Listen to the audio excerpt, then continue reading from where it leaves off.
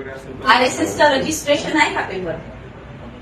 विश्वातली सगळ्यात मोठी संघटना आरएसएस, त्याचे रजिस्ट्रेशन के पेपर मागायची कोणाची हिंमत आहे का? मंदिर आहे, गोष्ट संपली. मंदिर के रजिस्ट्रेशन के पेपर है अपने पास, ट्रस्ट स्थापन हुई है, सबको दे देना. परंतु असे प्रश्न जर का उपस्थित होत असतील की मंदिराचं रजिस्ट्रेशन आहे का, हे बिलकुल मी खपवून घेणार नाही. हे किती कमाल पाठवा लागतं मॅडम, असं अरे साहेब विषय करत आम्हाला ऐकून द्या मॅडम, आमचे पण ऐकलं.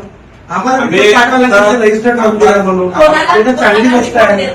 कोणाला पाठवता रिपोर्ट? कोण वरिष्ठ? मी बोलते सीपी साहेबांशी.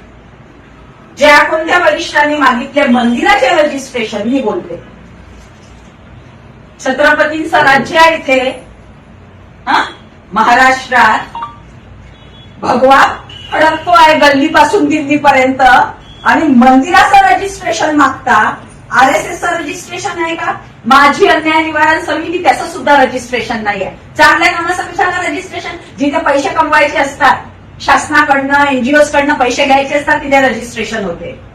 एवढे मंदिरं आहेत नागपूर शहरात, हजारो, त्याचे रजिस्ट्रेशन आहे. साहेब कारवाई झाली पाहिजे. तर